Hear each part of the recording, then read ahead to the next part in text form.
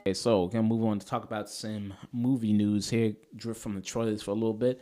We're gonna talk about Quentin Tarantino and J.J. Abrams teaming up to do a Star Trek film, and seems like it's gonna happen. Originally, I just thought like it was just like a fun thing that people were just kind of bouncing around. That maybe Quentin Tarantino was like, "Oh yeah, sure, maybe I'd like to do a Star Trek film. Sure, why not?" But it actually seems like it's actually really gonna happen. It's they said it's definitely gonna be R-rated. Okay, that's good. So it's definitely going to do that. And Quentin Tarantino has met with different scribes.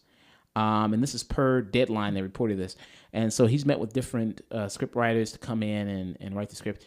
The front lead is Mark L. Smith, who he did The Revenant. Like they say reportedly that's the big person that's the front runner to write the script for the Star Trek film.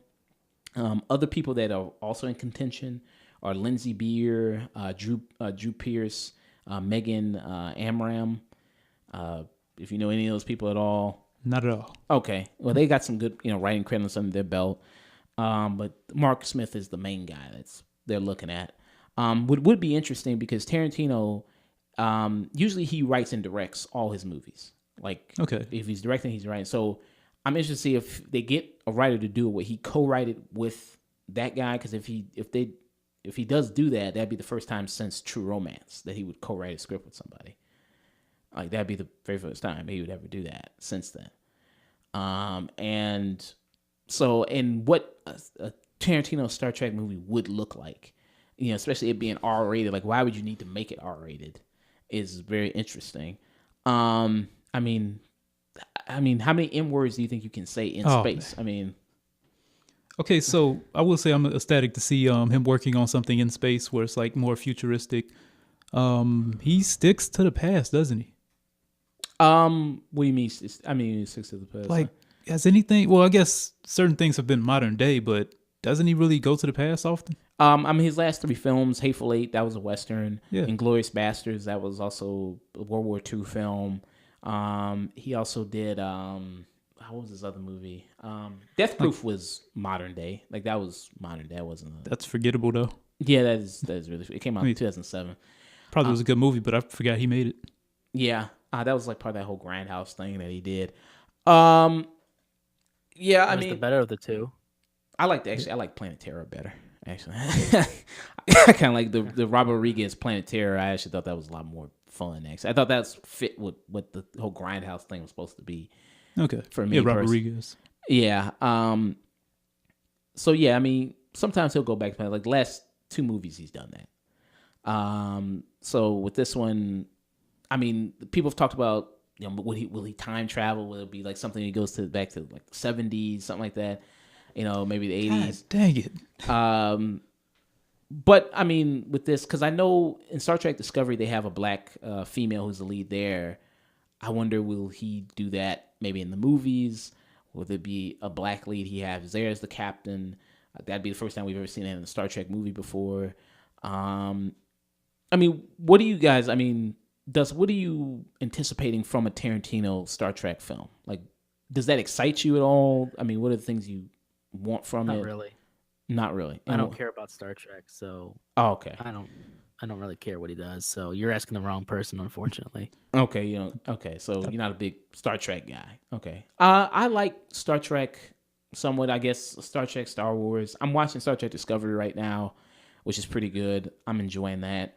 I'm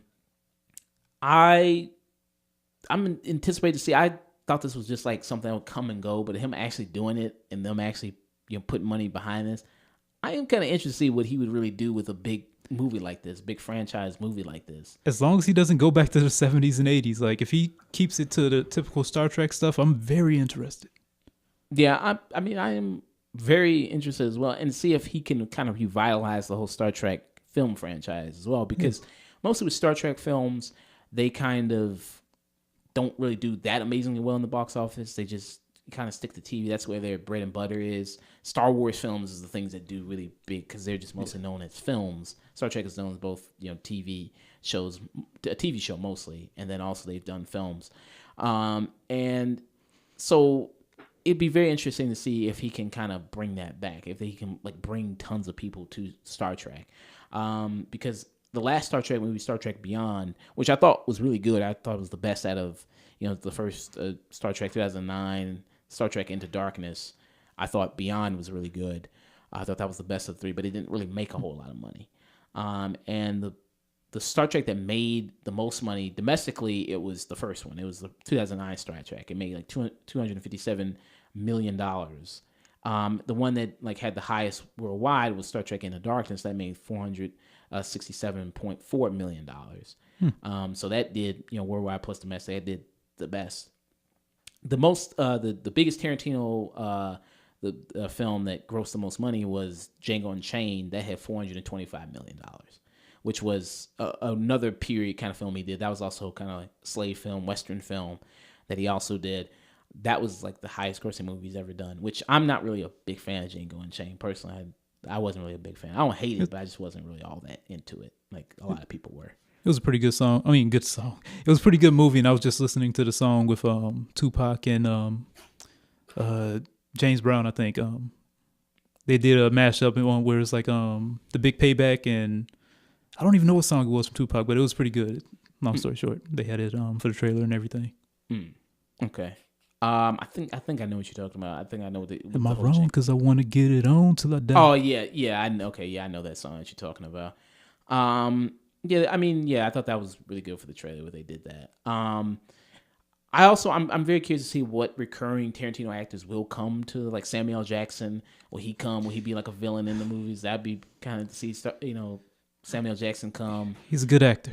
Yeah. But please stop. Just stop. He's been in everything. Goddamn, stop it. I mean, hey, man, he got to work, man. Everybody's got to work, man. He's got to work? What do you mean? He gets enough work. He's going to live off his riches for like 5 generations. Yeah, but he's got to work more, man. Yeah, it's never enough money. Samuel Jackson has to work. Okay, hey, man, when you've been out of the game for such a point, you have to just stick around constantly. And he's like, I ain't never not going to go being unknown ever again. I found out he got his role in Star Wars because he just sat on the set and he wouldn't go away. Oh, really? Yeah. Like, that's how he got his role in Star Wars. I'm like, what? I thought they chose him. Like, no. He's going to work that. Oh, God. That's persistent, man. That's the Senate. Blah, blah, blah, blah. It's persistence, man. The oppression of the Senate is over. And if he wasn't in that movie, I mean, they would have no black people in the movie. So you got to really look at that. That is very true. Got a point. At least he was a little bit of delight in the movie, if only just to see Samuel L. Jackson. And a different color lightsaber. Yeah, which he requested. Different color lightsaber. Yeah. He owned that purple. Yeah. Yeah, I mean, Mace Windu is one of the most powerful Jedi in Star Wars lore. He is one of the most powerful Jedi. So he's going to be in Star Wars and Star Trek? Yeah, I mean, that'd be kind of big because, I mean, those are some of the questions I have for this Tarantino Star Trek film.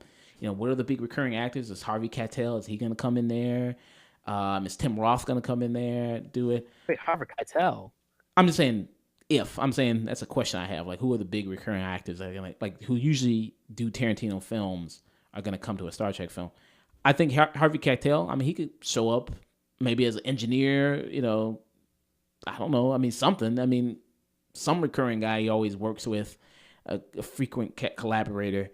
I mean... No, he's going to be a red shirt. Yeah, I mean, Harvey Keitel, you don't like Harvey Keitel? What's wrong with him? Not really, to be honest with you.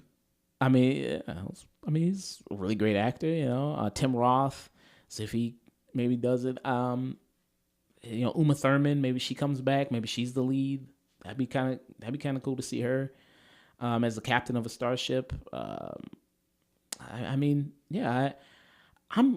kind of interested in this a lot, because this is like the first big franchise film he's really done. He's always teased with doing possible, comic book films and stuff like that. I know he wanted to do like a Luke Cage movie way back when with Lawrence Fishburne.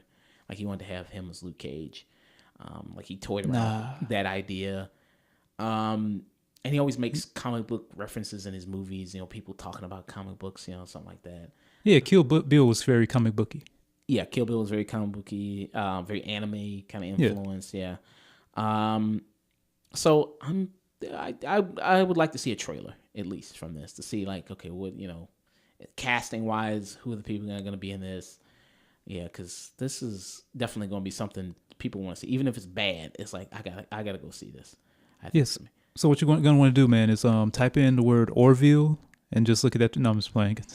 I had to think about it for a second. It's like, yeah, Quentin Tarantino with a Star Trek movie. And for some reason, I thought of Orville, the Fox show. Right, I know that. Yeah, a lot of people really like that show. They said a lot of people compare it to Star Trek. They said it's better than Star Trek Discovery. It I'd is? say it's almost better than the official Star Trek Yeah, that's on right now, Discovery. yeah. I don't know why I thought that opinion would change. I don't watch Orville, so I can't really comment. I don't watch Orville. I'm heavily thinking about it, man. I keep hearing good things about it. I mean, it's basically Space Quest. It's a Space homage rather than a spoof. You mean Galaxy Quest?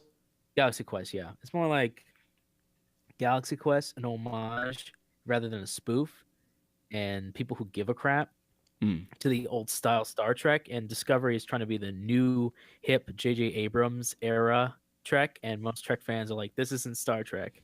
Yeah, yeah. Because But for people who are like who want more fast-paced characters and stuff, they love it. And some fans like it too, but for most fans, they're split right down the middle. yeah, And Orville is like that nice kind of like, all right, we can make fun of what came before, but you still enforce what we liked about the original show. yeah. Because I mean, I think some Star Trek fans consider Discovery to be very pessimistic, not as optimistic as what the original Star Trek was, and a lot of people see that in Orville. But I mean, I don't watch. I'm gonna watch Orville eventually because it's on Hulu, so I'm gonna check it out eventually. Which is the Seth MacFarlane show, which I'm gonna watch. I hear it's really good though. I hear it's pretty good. All right, so let's move on from talking about Tarantino Star Trek to talk about. Hello, thanks for checking out our content. If you liked it, let us know, and if you didn't, let us know that as well. If you want to see more content, we post every Saturday on SoundCloud and YouTube at The Afternoon Tune. You can also find us through various social medias, Twitter, Facebook, Snapchat, Instagram, all one word at The Afternoon Tune. And if you don't deal with any of that social media stuff, you can also find us through our email at theafternoontune@gmail.com. And don't forget to always stay